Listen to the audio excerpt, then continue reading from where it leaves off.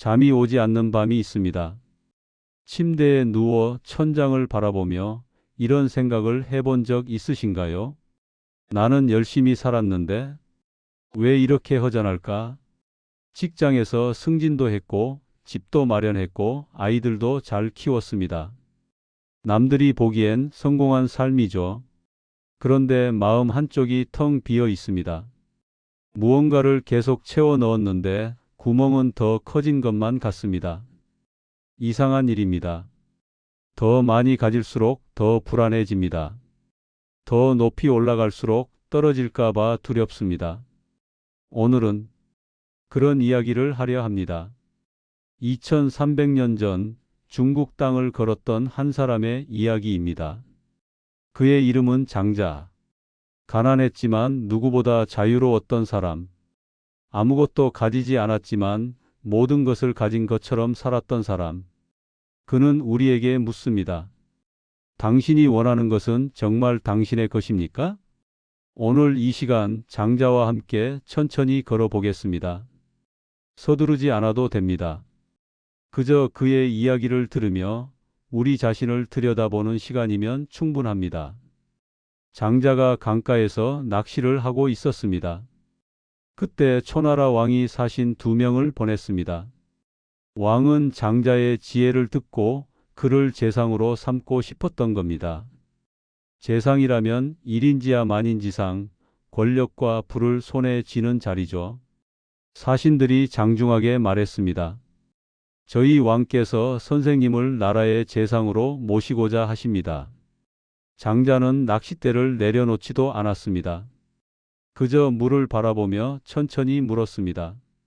초나라 왕궁에 신성한 거북이가 있다고 들었소. 3000년 전에 죽은 거북인데 왕이 비단으로 싸서 상자에 담아 궁전 높은 곳에 모셔두었다지요? 그렇습니다. 그 거북이는 죽어서 뼈만 남아 높은 곳에 모셔지는 것과 살아서 진흙탕에서 꼬리를 끌며 사는 것 중 무엇을 원했을까요? 사신들이 잠시 멈칫했습니다. 그야 살아서 진흙탕을 기는 게 낫겠지요. 장자가 손을 흔들었습니다. 돌아가시오. 나도 진흙탕에서 꼬리를 끌며 살겠소.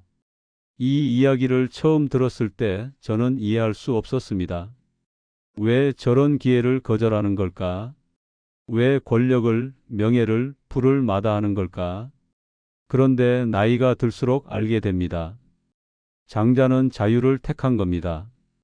높은 곳에 모셔지는 대신 낮은 곳에서 숨 쉬는 것을 택한 겁니다.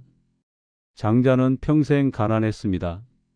어느 해는 먹을 것이 없어서 가마우라는 친구에게 쌀을 빌리러 간 적도 있었습니다. 친구는 말했습니다. 좋지. 곧 세금을 거둘 테니 그때 300금을 빌려주겠네. 장자가 웃었습니다. 씁쓸한 웃음이었죠. 어제 오는 길에 물고기 한 마리를 만났네. 수레바퀴 자국에 고인 물속에 갇힌 물고기였지. 물고기가 말했네. 나에게 물 한 말만 있으면 살 수 있어.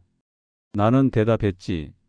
좋아. 곧 남쪽에 가서 강물을 끌어올 테니 조금만 기다려. 그러자 물고기가 화를 냈네.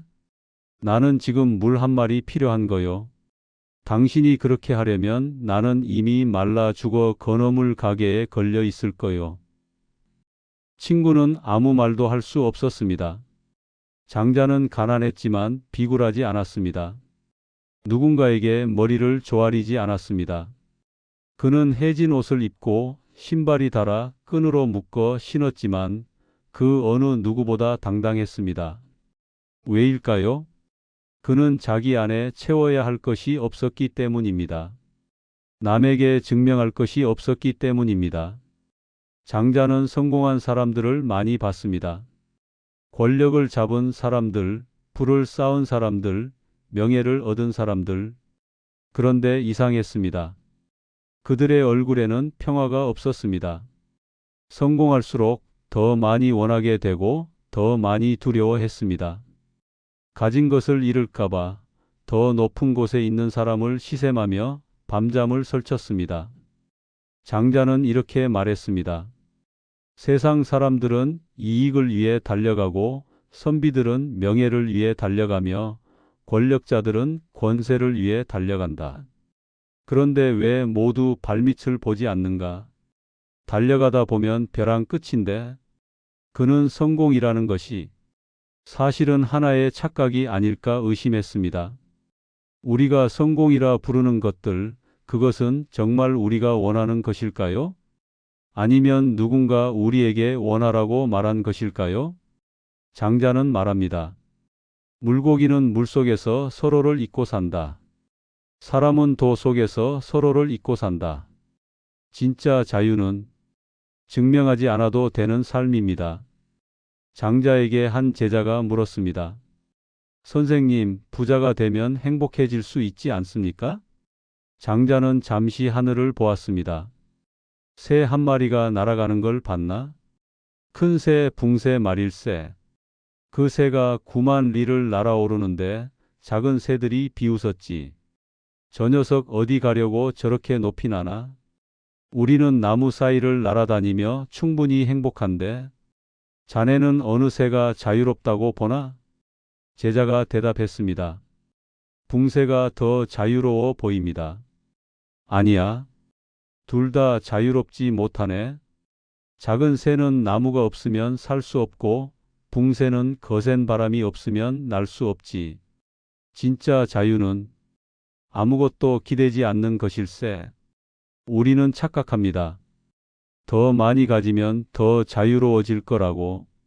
더 큰 집에 살면, 더 좋은 차를 타면, 더 많은 돈이 통장에 있으면 그때는 불안하지 않을 거라고. 그런데 이상합니다. 가진 게 많아질수록 지켜야 할 것도 많아집니다. 관리해야 할 것도 많아지고 걱정도 늘어납니다. 장자는 묻습니다. 당신은 그것을 소유하고 있습니까? 아니면 그것이 당신을 소유하고 있습니까? 장자에게 해시라는 친구가 있었습니다. 해시는 논리와 지식을 사랑하는 사람이었죠. 어느 날 해시가 장자에게 말했습니다. 위나라 왕이 나에게 큰 박씨를 주었네. 심어보니 5섬들이 호리병이 열렸지. 그런데 물을 담으니 너무 무거워서 들 수 없고 쪼개서 바가지를 만들자니 너무 얕아서 아무것도 담을 수 없었네. 결국 깨뜨려 버렸지. 크긴 했지만 쓸모없는 물건이었어. 장자가 천천히 고개를 저었습니다.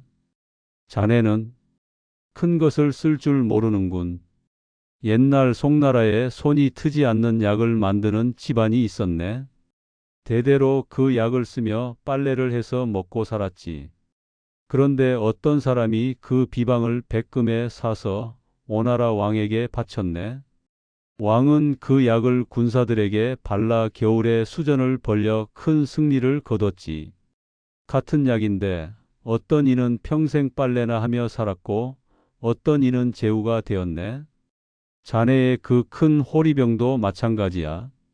왜 그것을 강이나 호수에 띄워 배 삼아 떠다니지 않았나? 쓸모없다고 깨뜨리다니 자네 머릿속이 잡초로 막힌 게 아닌가? 이 이야기를 들으며 생각합니다. 우리는 모든 것을 쓸모로 판단합니다. 돈이 되는가, 효율적인가, 생산적인가.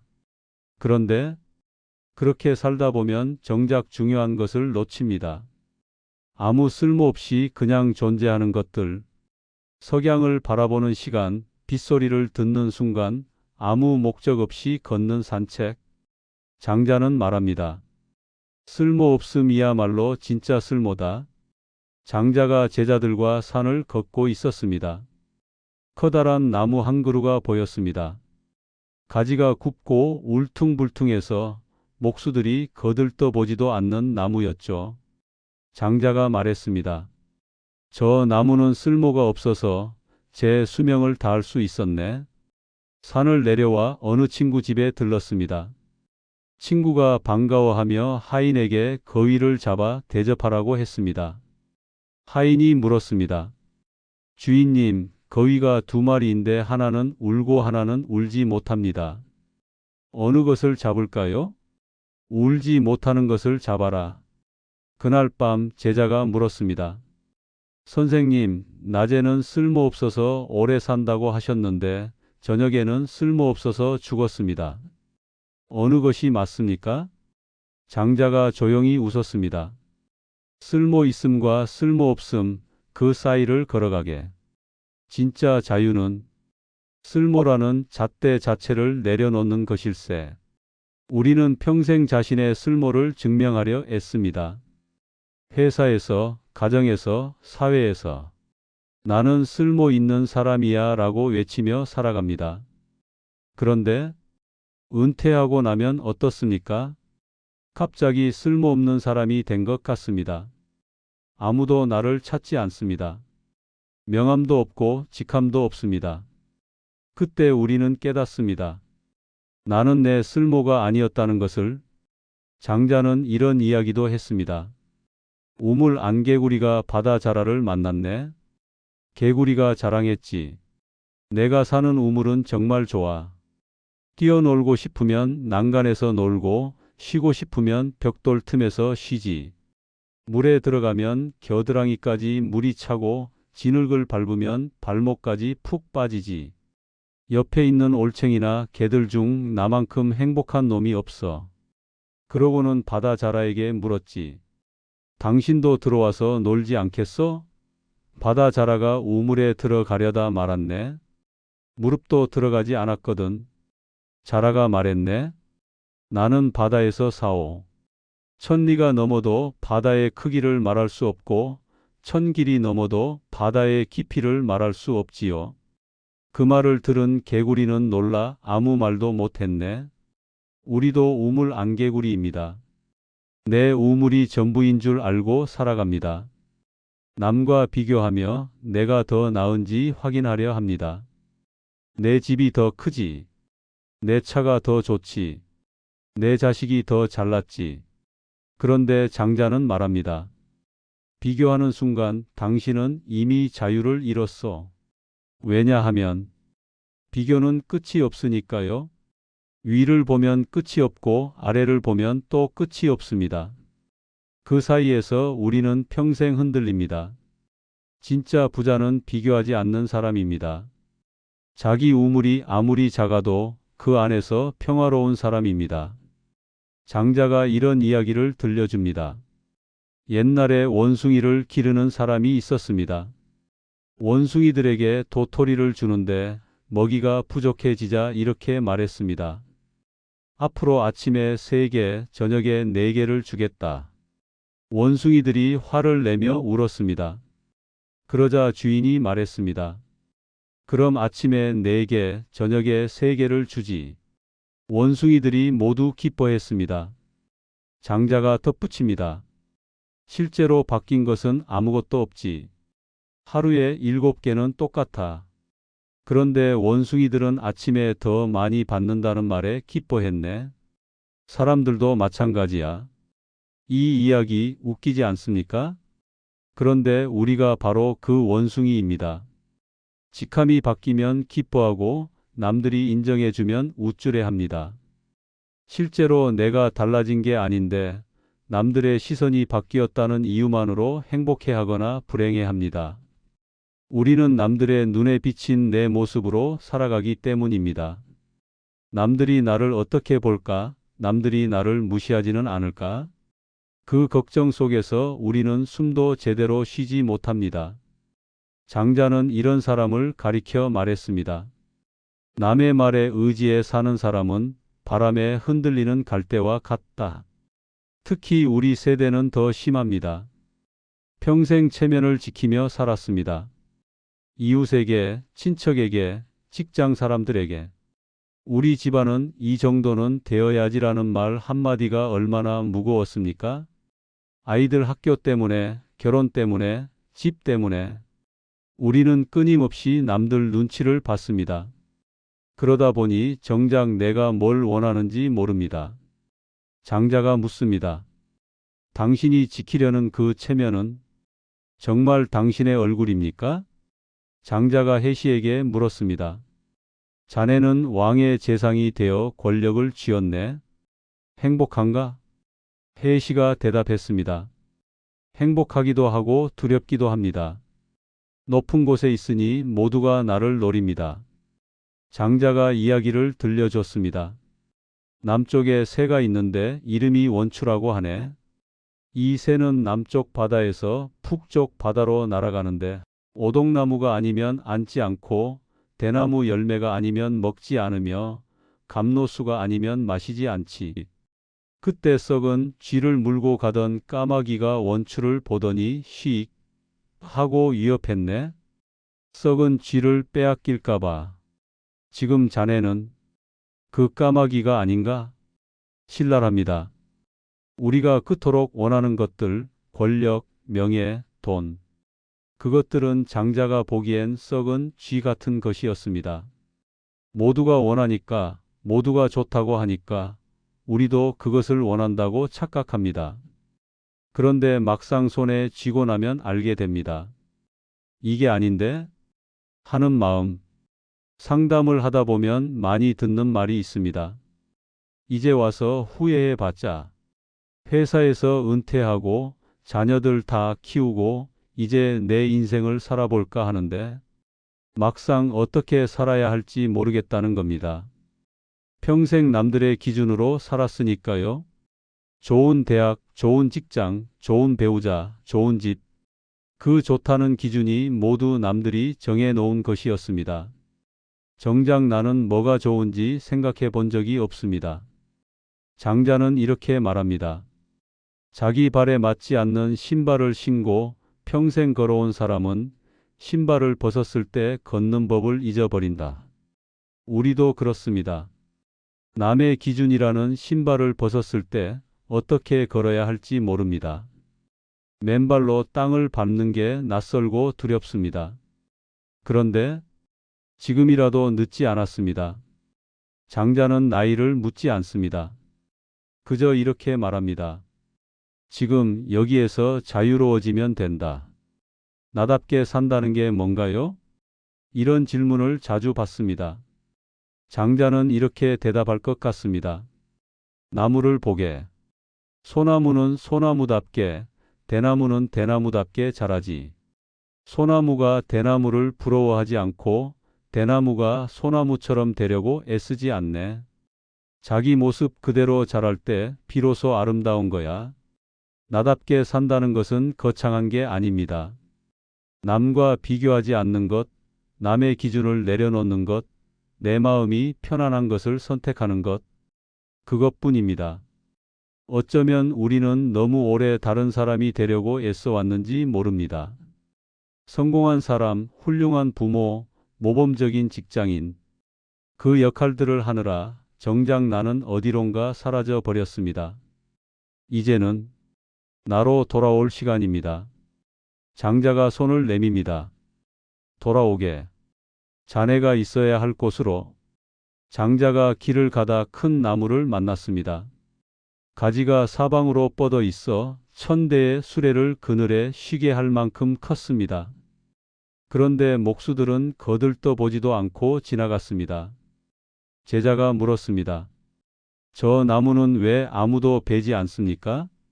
쓸모가 없기 때문이지. 배를 만들면 곧 가라앉고, 관을 만들면 곧 썩고, 그릇을 만들면 곧 깨진다네. 그래서 저 나무는 제 수명을 다할 수 있었네. 장자가 덧붙였습니다. 자네도 쓸모없어져 보게. 그때 비로소 자유로워질 걸세. 쓸모없어진다는 말이 처음에는 서글프게 들립니다. 평생 쓸모 있는 사람이 되려고 애썼는데 이제 쓸모없어지라니.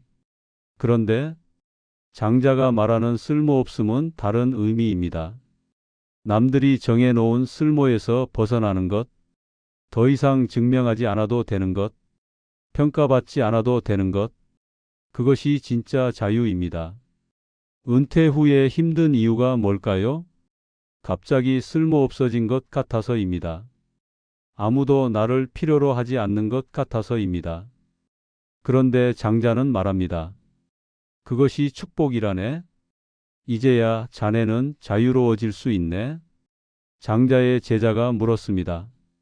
선생님, 어떻게 하면 마음이 비워질까요? 비우려고 하지 말게. 비우려는 것도 욕심이네. 그럼 어떻게 해야 합니까? 그냥 흐르게 내버려 두게. 물처럼 우리는 평생 채우며 살았습니다. 지식, 경험, 재산, 명예. 더 많이 채워야 안심이 됐습니다. 그런데 이제는 비울 때입니다. 채운다고 행복해지지 않는다는 걸 이제는 알 나이입니다. 장자가 말합니다. 컵이 가득 차 있으면 더 이상 아무것도 담을 수 없네. 비워야 새로운 것이 들어오지. 이제 와서 뭘 해봤자. 이런 말을 입에 달고 사는 사람들이 있습니다. 장자는 이렇게 말합니다. 아침에 도를 들으면 저녁에 죽어도 괜찮다. 이 말은 하루만 진실하게 살아도 충분하다는 뜻입니다. 늦고 빠른 게 어디 있습니까? 지금 이 순간부터 시작하면 됩니다. 남은 인생이 10년이든 20년이든 그것은 중요하지 않습니다. 중요한 것은 오늘 지금 이 순간을 어떻게 사느냐입니다. 나이가 든다는 것은 제약이 아닙니다. 오히려 자유입니다. 더 이상 남의 눈치를 볼 필요가 없으니까요. 더 이상 성공을 증명할 필요가 없으니까요. 이제는 가벼워질 시간입니다. 가벼워진다는 것은 무엇을 버리는 게 아닙니다. 마음을 내려놓는 것입니다.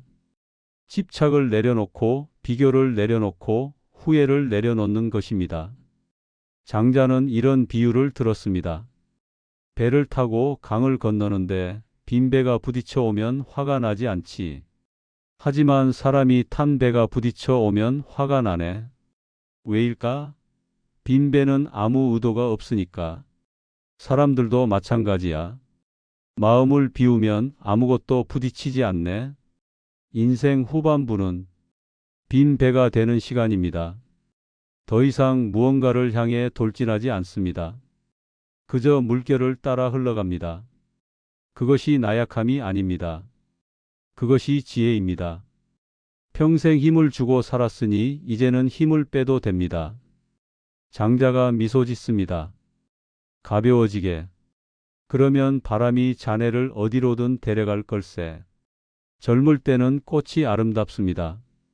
활짝 핀 꽃, 향기로운 꽃.